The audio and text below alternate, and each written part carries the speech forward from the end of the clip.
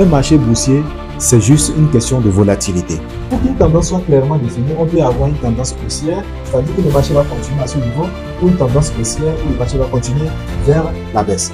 Maintenant, pour que cela puisse se faire, qu'est-ce que les plateformes de trading vont faire à leur niveau?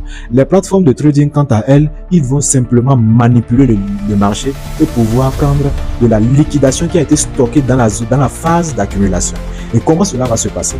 Lorsque nous nous référons simplement à ce schéma ci-contre, lorsque nous faisons en fait la résultante de tous les vendeurs qui sont au niveau de cette résistance, nous pouvons évaluer cela par exemple à 10 000 traders. Ici, nous avons 10 000 traders. Et lorsque nous faisons également la résultante de tous les acheteurs qui sont à ce niveau, au niveau des supports, nous pouvons évaluer cela également approximativement à 10 100 traders.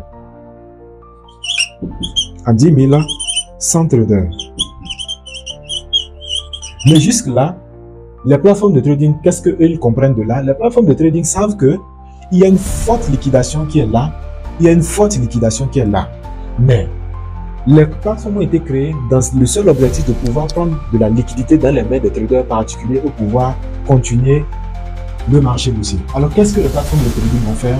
Ils vont simplement prendre la liquidation qui se trouve à ce niveau dans un premier temps et venir prendre cette liquidation également qui se trouve à ce niveau au niveau de la deuxième. Ça veut dire qu'il y a deux liquidations.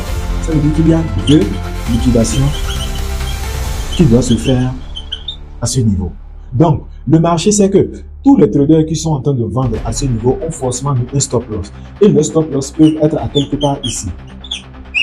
Et si on prend le cas des acheteurs, les stop loss également peuvent être à quelque part ici.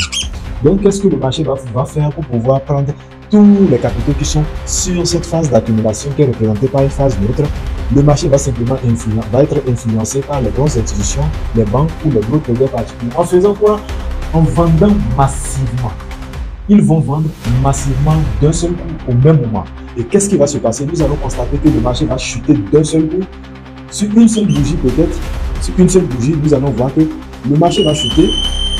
Venez toucher simplement le stop loss. Une fois que le marché touche le stop loss, toutes ces positions d'achat ont été totalement prises. Donc, aucune liquidité n'est à ce niveau. Et lorsqu'aucune liquidité n'est à ce niveau, il reste une deuxième liquidité à atteindre. Il s'agit de la liquidité qui est au niveau de la vente. Qu'est-ce que les marchés financiers vont faire? Les grandes institutions vont faire? Ils vont à ce niveau acheter maintenant une grande taux d'actifs, c'est-à-dire l'or. Ils vont acheter massivement l'or.